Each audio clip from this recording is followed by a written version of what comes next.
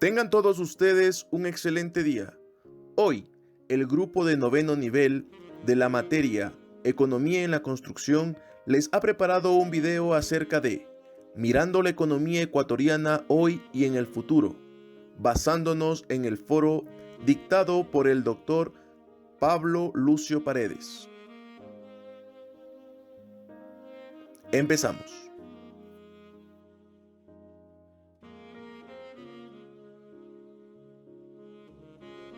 Mirando la economía ecuatoriana hoy y en el futuro. Las sociedades tratamos del camino en cómo vemos y entendemos el mundo. Y más importante, cómo resolvemos problemas y nos acercamos unos a otros. Y en este momento, Ecuador necesita tomar decisiones correctas porque enfrentamos mundialmente una crisis económica profunda, generada por un enemigo frágil pero desconocido y que pone en relieve debilidades y temores. Saludos. En el presente video trataremos los siguientes temas: la matriz productiva, la productividad, el sistema de jubilación, reformas del Estado y del mercado laboral, la dolarización y apertura al mundo. Empezamos. Tenemos como referencia al doctor Pablo Lucio Paredes, doctor en Economía Aplicada por el Instituto de Estudios Políticos de París, profesor de la Universidad Católica del Ecuador, la SPOL, IDE y actualmente en la Universidad de San Francisco de Quito. Ha realizado múltiples consultorías para empresas nacionales e internacionales. Es asambleísta constituyente, socio fundador de la revista Ecos Economía, creador del programa de televisión Usted y su dinero y Economía para Todos, promotor del contrato social para la educación, autor de varios libros sobre la economía ecuatoriana, director del Instituto de Economía de la Universidad de San Francisco de Quito. Ecuador hacia adelante. El mayor desafío que tiene el Ecuador es encontrar un solo camino. El principal problema ha sido siempre que cada 10 años hacemos una nueva constitución. Lo más grave no es tanto la constitución como tal, sino el intento de hacer una nueva constitución para tomar un nuevo camino. Cada vez que un grupo político llega al poder, piensa que debe hacer las cosas a su manera y no a la manera del país, y considera que todo lo que hizo el gobierno anterior es malo, y de esta manera se toma un nuevo rumbo. Este es el problema fundamental que tiene el Ecuador. No solo es un problema político, ya que todos, en cierto grado, tenemos liderazgo y una incapacidad para ponernos de acuerdo sobre temas fundamentales. El doctor Pablo Paredes habla acerca de tomar un sendero común, el cual explica no es un camino estrecho donde todos de manera uniforme estamos metidos. Al contrario, nos dice que es un sendero amplio donde hay algunas tendencias que nos permiten movernos con cierta libertad dentro del mismo. Sin embargo, esto no significa que sea un sendero donde se toma direcciones opuestas, sino un sendero con dirección común. La gran dificultad para cualquier sociedad es cómo se construye este sendero, ya que es muy difícil porque no se tiene una receta como tal, más bien es una mezcla de suerte, de circunstancias y de liderazgos personales, porque si vemos la historia de la mayor parte de países, en algún momento hubo líderes importantes que jugaron este rol. Para encontrar ese sendero antes mencionado, existe un tema de liderazgo en general, no solo de las élites políticas, sino de todos como sociedad. No existe una receta para encontrar este sendero, cada país lo debe hacer a su manera. Es claro que el Ecuador, al igual que ciertos países de Latinoamérica, como Venezuela, Argentina, no han logrado definir qué sendero seguir. Existen otros que no lo han encontrado en su totalidad. Pero sin duda, los países más exitosos son aquellos que han definido un sendero y lo han seguido sin cambios, defendiendo lo que han establecido en un inicio. Existen algunos estados que han logrado definir su sendero, han tenido años de prosperidad, sin embargo, lo han perdido por varias decisiones erróneas, como es el caso de Argentina, que en los años 40, 50 seguían un camino común, efectivo, sin embargo lo perdieron. El por qué lo perdieron se debe a muchos factores. Las sociedades simplifican estas situaciones al culpar a una sola persona por los cambios erróneos. No es un tema muy sencillo. ¿Cómo es posible que una sola persona logre un cambio así? Como se indicó anteriormente, son muchos los factores que influyen. Es un tema más complicado que se debe analizar más a profundidad. El definir el camino no se debe tomar a la ligera. En conclusión, el primer gran problema que tiene el Ecuador es que no ha encontrado ese sendero común hacia el desarrollo. Como menciona el doctor Pablo Lucio Paredes, el segundo gran tema que tiene el Ecuador es un concepto muy sencillo, es el de la matriz productiva, que a veces parecería que en Ecuador se descubre algo increíble e incluso parece que de repente nos despertamos ante eso. Y antes no sabíamos que existía la matriz productiva. Se conoce que la matriz productiva son las cosas que una persona hace en la vida y además se conoce que para caminar en la vida hay que ir modificando y mejorando la matriz productiva. En resumen, el doctor Pablo Lucio Paredes nos indica que la vida personal, empresarial y de país consiste en ir modificando la matriz productiva y haciéndola una matriz de más valor. Ese es el tema fundamental de la economía personal o de país, es decir, ir generando cosas que tienen más valor. La dificultad de la matriz productiva es que no existe una receta para lograr la evolución y generación de valor agregado. Y ahí se oponen dos ideas. La primera, llamada de los keynesianos o socialistas, que consideran que la matriz productiva se la cambia desde el gobierno, es decir, que creen que debe haber un centro de planificación y de pensamiento del gobierno, que es el que nos dice qué camino seguir, qué productos son los ganadores, cuáles son los perdedores y enfocarnos en esa dirección. Por otro lado, tenemos la visión liberal, que nos dice que el sector privado decide cuál es la matriz productiva que se va a desarrollar, en base a la creación de un entorno de reglas razonables.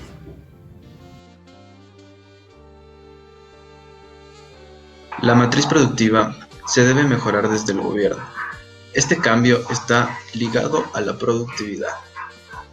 La productividad es cuánto valor genero utilizando cierta cantidad de recursos.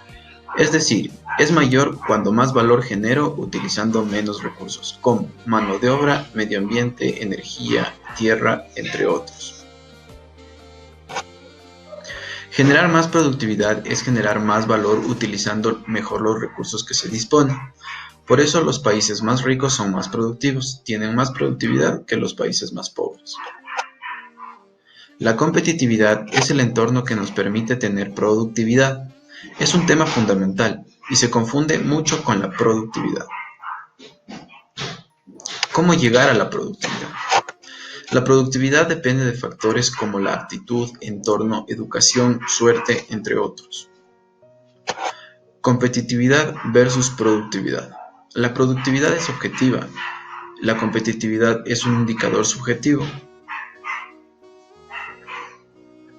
El Ecuador en el índice de Foro Global en cuanto a la competitividad está en alrededor del puesto 90 en el mundo sobre 170 países. En productividad se encuentra en el mismo puesto porque es resultado objetivo de la competitividad.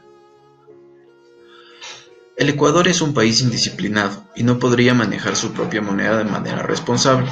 Es mejor estar dolarizado. Sin embargo, el dólar, al ser fuerte en el mercado, representa una desventaja para la competitividad y la productividad. Existen países disciplinados en Latinoamérica que tienen su moneda propia, como es el caso de Uruguay, Chile. Pueden manejar sus propias políticas monetarias y cambiarias de manera responsable. ¿Qué factores mide el índice de competitividad global? En este caso nosotros tenemos los factores más comunes que podemos encontrar, como es la seguridad jurídica, las sociedades y las personas, la estabilidad macroeconómica y factores sociales como es la educación, salud, etc.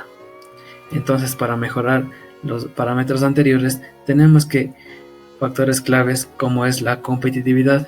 En esto no solo debemos pensar en los precios más baratos, ya que en Ecuador es considerado un país caro. Entonces nosotros tenemos que mejorar lo que es en la calidad de los productos, en un valor agregado y también realizar convenios. Ahora, nosotros tenemos otro factor clave que es el ahorro. Nosotros aquí tenemos una referencia que China ahorra el 35%, mientras que Latinoamérica ahorra el 25%. En esto nosotros tenemos una cadena de ahorro, luego después de inversión para luego producir. Es por eso que los países asiáticos tienen mayor inversión. Ahora, en este parámetro nosotros tenemos un problema que es el sistema de jubilados, ya que el Estado financia el 40% de lo que reciben los jubilados, y esto nos quiere decir que es un sistema que no es sostenible. Ahora nosotros tenemos que hay que realizar una reforma, ya que en la década anterior pasó del 25 al 40% del gasto público. Como vemos, se ha dado un gran gasto público por parte del Estado en la última década.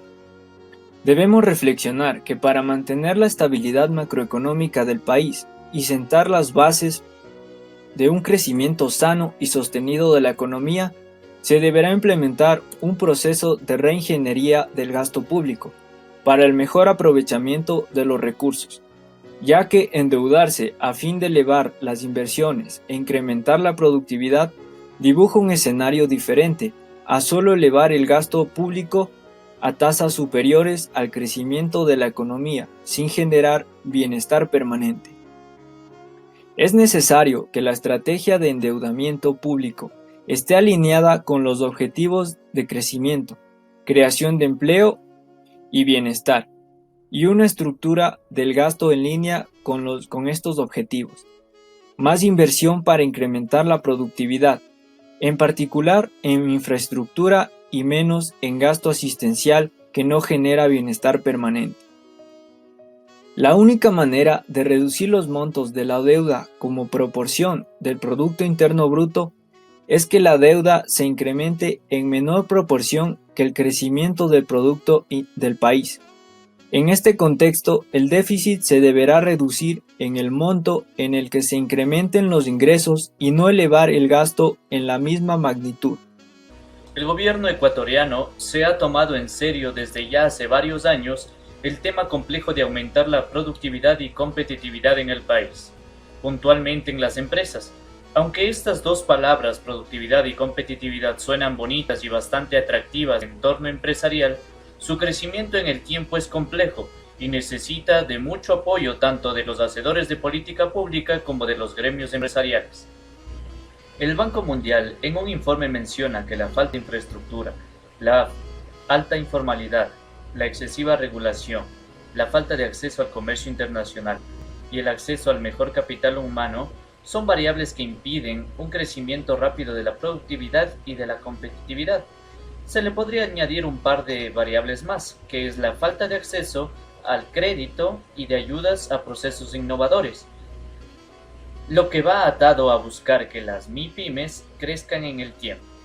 El tejido empresarial en Ecuador, alrededor del 95% de las empresas son microempresas, pequeñas y medianas empresas, MIPYMES, y solo el 5% de las empresas son grandes.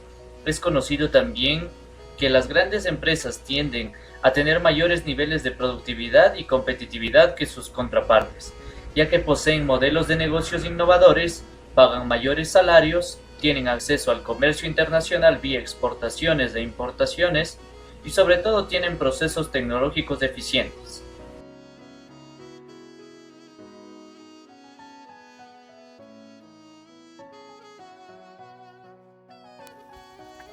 Bueno, antes de entrar en contexto, vamos a ver lo que es la jubilación.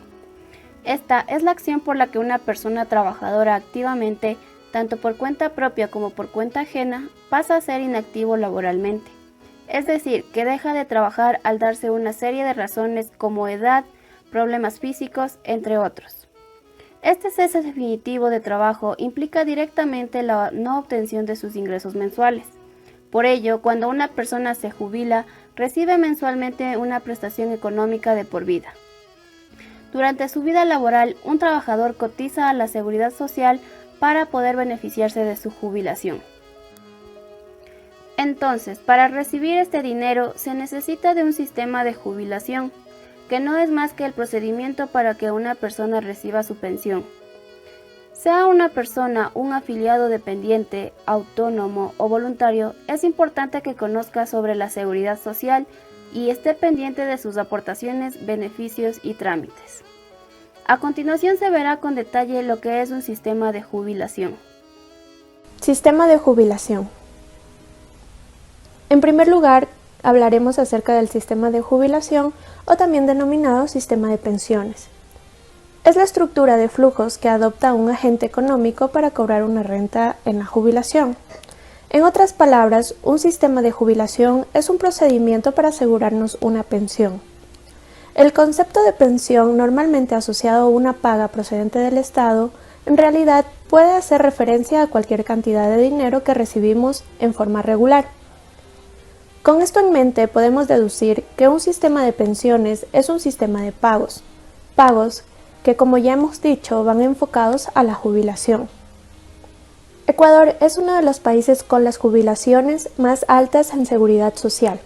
Un afiliado al Instituto Ecuatoriano de Seguridad Social, también denominado como IES, recibirá al jubilarse en promedio el 96% de lo que era su salario mensual. Es lo que se denomina tasa de reemplazo. De acuerdo con un estudio del Banco Interamericano de Desarrollo BID, del noviembre del 2018, Ecuador es el tercer país de América Latina y el Caribe con la tasa de reemplazo más alta, únicamente superado por Paraguay, que tiene el 98%, y México 107%. Aportaciones de los jubilados. Existen 500.000 jubilados en el Ecuador. El gobierno ha manifestado 3 caminos con los cuales se garantizará que siga en funcionamiento el IES. El primero, con el pago de los aportes patronales. El segundo, el pago de los créditos que hagan los afiliados. Y por último, con la liquidez propia de la seguridad social en todos los ámbitos.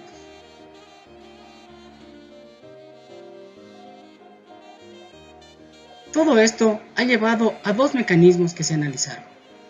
El primero, que el tiempo de jubilación se haga a los 65 años de edad. Con esto, al ampliar este periodo, se calculará nuevamente las pensiones, y según los expertos, es la única manera para salvaguardar la seguridad social. Se está afectando un derecho de las personas afiliadas, pero es la única manera en la cual se puede recuperar la seguridad social en el Ecuador. Déficit actuarial.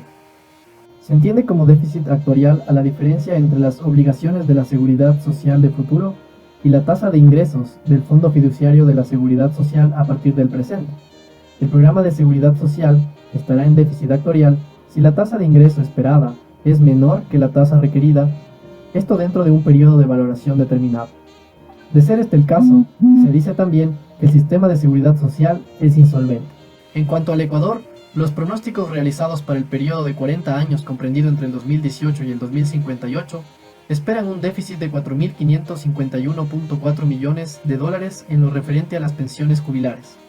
En este escenario base, se toma en cuenta el aporte del 40% del Estado a una tasa de aportación del 11.03%, mayor al 9.74% actual. Es decir, se está haciendo bastante positivo, dado que se ha evidenciado que en el país no existe una plena cultura de aportación, y la existente se puede ver de forma relativamente fácil amenazada por la coyuntura del momento. Por ejemplo, desde que empezó la pandemia, se han registrado 240.108 aportantes menos en apenas 3 meses, lo cual implica una reducción inminente de ingresos para el IES y demuestra la premisa antes mencionada, que se puede reforzar indicando que en años pasados, entre el 2014 y el 2016, el IES pasó de tener 3.015.312 aportantes en el seguro general obligatorio a 2.846.365. Sin embargo, un estudio ha considerado un escenario más pesimista, en el cual el IES no recibiría ese 40% de aporte del Estado. Entonces su déficit actuarial para el 2058 llegaría hasta 70.000 millones de dólares. En este, la tasa de aporte además subiría a 18.84%, un muy serio problema para el instituto y los ciudadanos que han depositado su confianza en él a lo largo de su vida, así como para aquellos que planean iniciar a hacerlo. Por otra parte, desde que iniciaron las restricciones por la pandemia, las moras patronales que no ha podido cobrar el IES suman 113.1 millones de dólares correspondientes únicamente a marzo y abril. lo cual también da cuenta de la falta de liquidez a la que se ve enfrentada de forma constante. Sistema de financiamiento para la jubilación. Sobre el sistema de jubilados, las prestaciones se financian con aportes de las personas aseguradas en relación de dependencia y de sus empleadores. Este sistema de jubilados se financia con aportes de las personas independientes aseguradas, con aportes voluntarios de los ecuatorianos domiciliados en el exterior y con los aportes y contribuciones del Estado. Otro de los regímenes especiales de seguro universal obligatorio es el Seguro Social Campesino, que forma parte del Instituto Ecuatoriano de Seguridad Social. Sirve para proteger a la población rural y a las personas dedicadas a la pesca artesanal. Cuenta con el financiamiento por medio del aporte solidario de las personas aseguradas y empleadoras, con la aportación diferenciada de jefes de las familias protegidas y con las asignaciones fiscales que garanticen su desarrollo. La participación del Estado en el financiamiento de los seguros tiene por objeto darle el carácter de social. El Estado ecuatoriano contribuye con el 40% para financiar las pensiones que otorga el seguro. Este seguro ofrece prestaciones de salud y protección contra las contingencias de invalidez, discapacidad, vejez y muerte. La Constitución planea además que el Estado debe estimular la afiliación voluntaria al Instituto Ecuatoriano de Seguridad Social, a los ecuatorianos domiciliados en el exterior y asegurar las prestaciones de contingencia, las cuales se financian con este aporte. Reformas al sistema de jubilación. Reformas.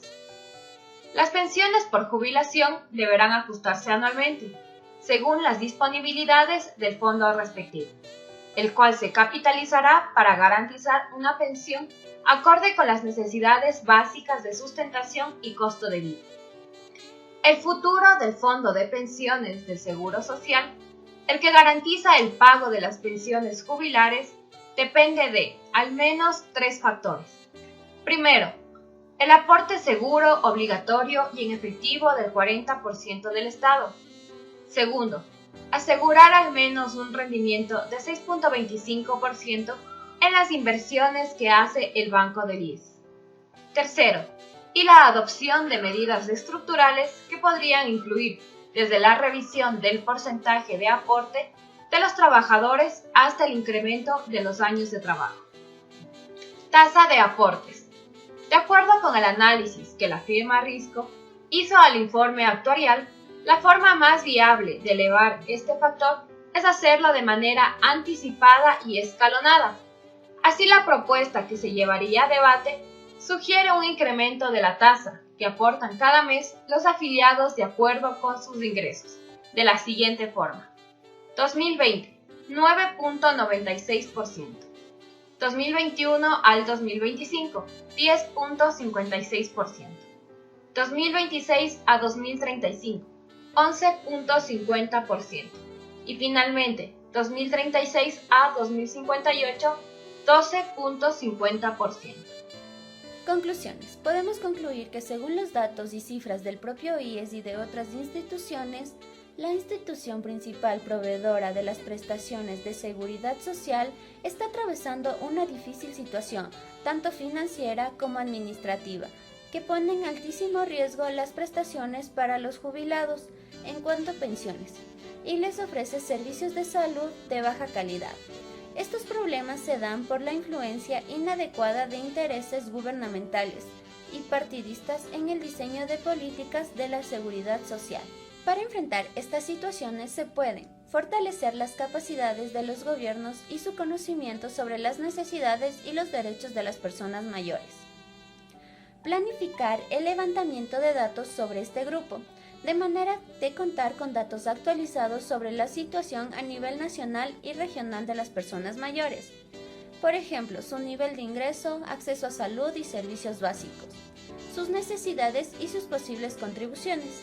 Y por último, la apertura de cuentas individuales como el mejor instrumento para proteger los aportes, respetando la existencia de aquel pilar solidario que garantice pensiones definidas a la población de menores ingresos, que no tienen la capacidad de acumular recursos para financiar su jubilación, pero permitiendo que se genere un pilar contributivo obligatorio, que se acumule en cuentas individuales. Y adicionalmente el ahorro voluntario, orientado a complementar el pilar contributivo. El cuarto tema importante que se trató en la exposición es el tema de la reforma del Estado y del mercado laboral. Se trata el tema de la reforma del Estado, ya que en los últimos 10 años el crecimiento del Estado ecuatoriano, al igual que todos los países del socialismo del siglo XXI, fue considerable, ya que se pasó de un 26% del PIB a más del 40% del PIB.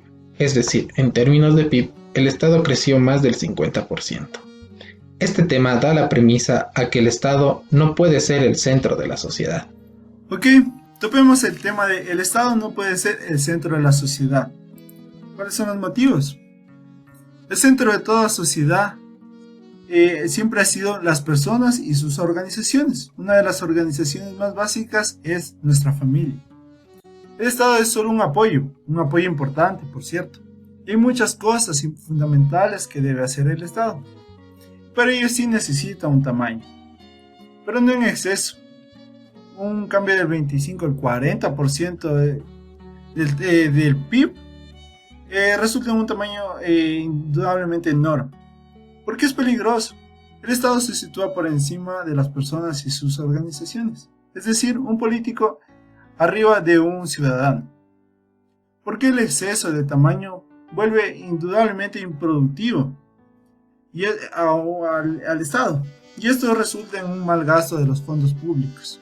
Es decir, no es su dinero, lo usará de una manera no adecuada. Continuamos con la pregunta, ¿por qué el gobierno gasta tanto y se endeuda tanto? Esto es porque al final el gobierno de turno no tiene que pagar sus deudas, ya que el dinero es de los ciudadanos. Además, que por lo general el gobierno próximo es el que tiene que pagar lo que se consumió, así que el actual no se preocupa por esto. Y si nos preguntamos por qué nosotros como personas naturales gastamos razonablemente, es simple, porque nosotros mismos tenemos que terminar pagando nuestras deudas, o en el peor de los casos, nuestros familiares o allegados. Entonces, es por esto que un Estado puede volverse corrupto. Entonces, se necesita de una reforma profunda, para que el Estado vuelva a un tamaño razonable, y así poder contribuir con temas como la seguridad social, donde el Estado puede ayudar a la gente de bajos recursos solidariamente, en el tema de la jubilación sin tener que administrar su dinero. Tranquilamente, los ciudadanos pueden decidir en qué lugar quieren depositar su dinero y el Estado complementarlo con solidaridad. Una pregunta que todos debemos hacernos es: ¿qué tipos de impuestos debemos tener para financiar el Estado? Algunos especialistas hablan de la necesidad de subir el IVA para tener un Estado eficiente y razonable. Otro tema importante es la reforma del mercado laboral, pues mucha gente no tiene empleo formal ni adecuado. Debemos de encontrar mecanismos que permitan empatar las necesidades de las empresas y de los trabajadores. Una posible solución es un mecanismo que existe en casi todas partes del mundo, incluyendo los países desarrollados. Este es que hay que tener un salario básico diferente para los jóvenes que no tienen capacitación. A esas personas se les va a pagar menos durante un tiempo, por lo que ya se les está pagando con la misma capacitación. La dolarización y apertura al mundo. En base al economista Pablo Lucio Paredes, para un país indisciplinado como el Ecuador, que a pesar de estar dolarizado es indisciplinado, la dolarización es la mejor solución adaptada al país. Hay muchos países que deberían hacerlo, que no lo hicieron por razones políticas, sociales, entre otros. Pero se adaptaron correctamente y no son indisciplinados, como es el caso de Chile, Uruguay, Perú, que los resultados internos son notorios, y entiéndase como disciplinado al país que toma las acciones económicas correctas en el tiempo que lo necesita. La dolarización tiene sus defectos. A pesar de que el dólar es fuerte en el mundo, el Ecuador aún presenta problemas. Al final del día, el número de cosas positivas ganará a las negativas. Un país pequeño tiene que abrirse al mundo porque el mercado que maneja es pequeño, como es el caso de Holanda, Suiza, Taiwán, entre otros. Entonces, cuando más pequeño es el mercado, más necesita abrirse al mundo. En el caso de los Estados Unidos, por ejemplo, no necesita abrirse al mundo, debido a que el país, por sus diversos estados que lo conforman, se abren entre ellos y hace que funcione internamente. Comparación entre países dolarizados versus países que tienen su propia moneda. Existen 8 países dolarizados, valga la redundancia, comenzando por Estados Unidos, Ecuador, El Salvador, Islas Marshall, Micronesia, Palaos, Timor Oriental y Zimbabue. Los efectos positivos de la dolarización son los siguientes. En resumido, eliminar los costos de transparencia de moneda extranjera, mejores salarios de los trabajadores, facilidad de integración financiera, mejorar disciplina fiscal y una alta tasa de empleo. Por el contrario, los efectos positivos de mantener una propia moneda. Usar políticas monetarias para suavizar las variaciones del PIB nominal. Un banco central con políticas monetarias expansivas en épocas de contracción y restrictivas en épocas de expansión. El Banco Central puede ejercer su rol como prestamista de última instancia. Y por último, la devaluación de la moneda. La devaluación de la moneda quiere decir que es bajar el precio de esa moneda. Pero valga la redundancia, la moneda tiene 2 caras. Se dice que una moneda tiene 2 caras, ya que tiene efectos positivos como negativos. A continuación los veremos. Sus efectos positivos son aumentar las exportaciones, generar fuentes de trabajo y por lo tanto su riqueza aumenta, generando una competencia justa de producción, mejorando la calidad de sus productos que se exportan. También aumenta el sector del turismo. Por el contrario, sus efectos negativos. Se necesitan muchas más monedas nacionales para comprar un dólar, que es una moneda de aceptación global. Se afecta el medio de las importaciones. Por lo tanto, uno de los productos más importantes que se importan y se paga con dólares es el petróleo, por lo que el país se verá muy afectado por este tema. Y por último, aumenta la inflación. Como expuso Pablo Lucio Paredes, el mercado de Ecuador abierto al mundo. Durante el boom del petróleo, entre el 2004 y el 2014, Ecuador experimentó un periodo de crecimiento económico y de reducción de pobreza. Sin embargo, la caída de los precios del petróleo en el 2014 puso en evidencia la carencia de amortiguadores macroeconómicos y una limitada inversión privada. Sin embargo, la discusión e implementación de estas reformas han experimentado algunos desafíos, incluyendo la pandemia del COVID-19, el desplome de los precios del petróleo.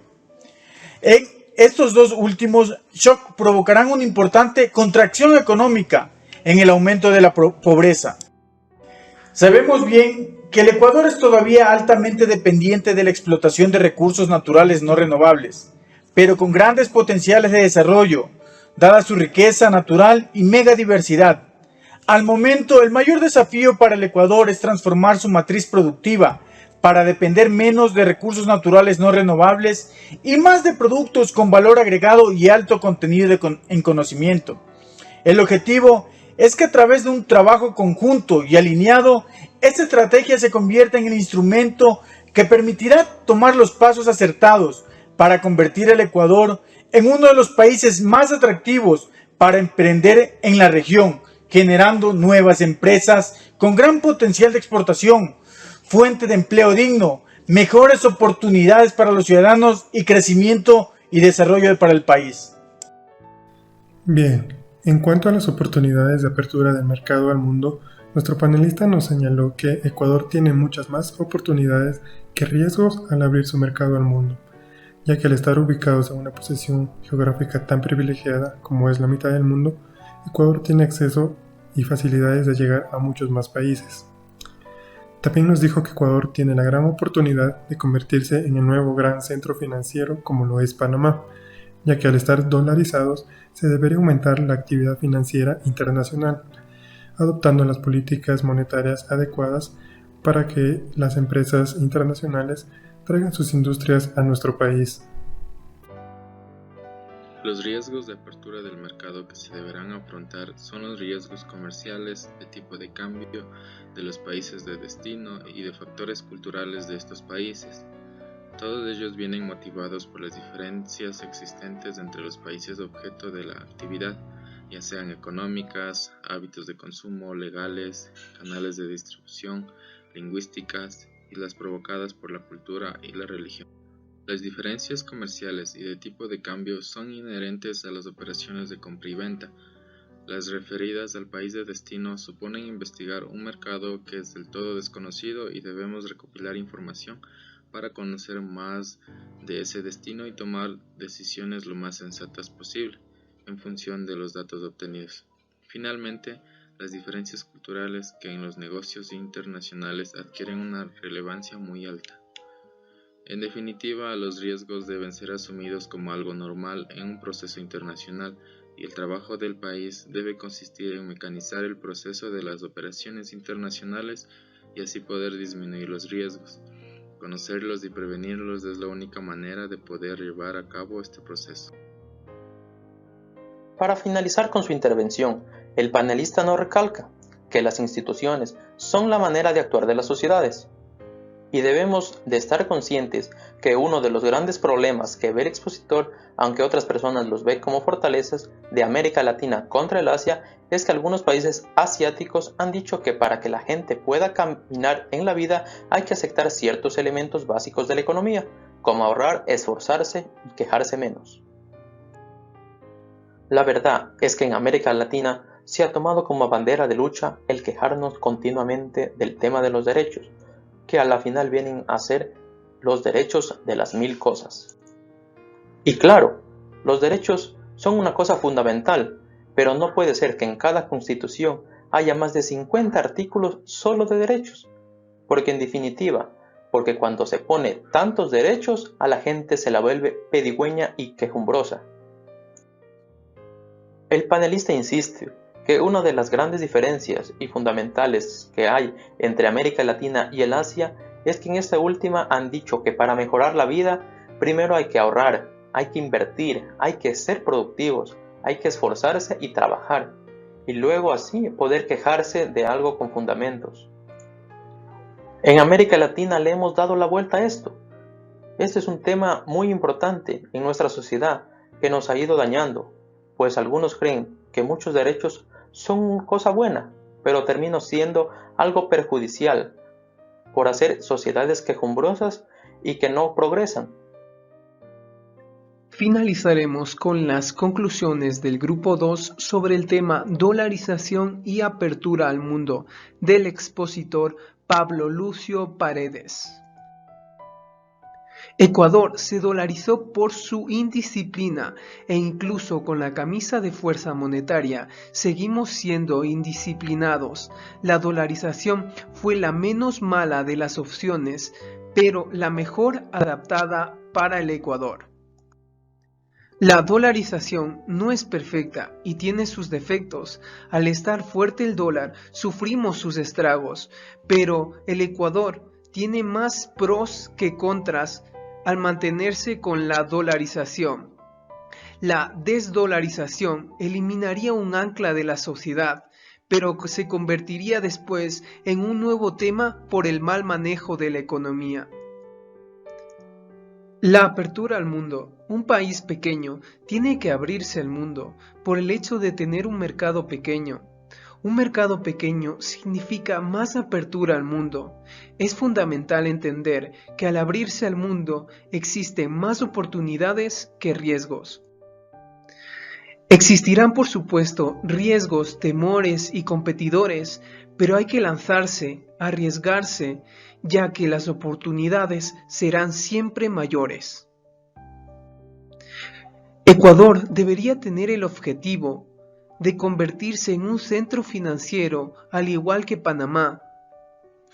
Pero sobre todo en estos últimos 10 años ha habido muy poca actividad financiera internacional con la idea equivocada de que existen más riesgos. El dólar debe fomentar mayor inversión internacional, lo que significaría estabilidad en nuestra economía. Los países asiáticos promueven que para caminar, avanzar y progresar hay que asentar ciertos elementos básicos de la economía, como son ahorrar, esforzarse y quejarse menos. En América Latina hemos tomado la bandera de lucha de quejarnos continuamente. Los derechos adquiridos son fundamentales, pero no es posible que en la Constitución existan derechos de todo. En definitiva, con tantos derechos, la gente se vuelve pedigüeña y quejumbrosa.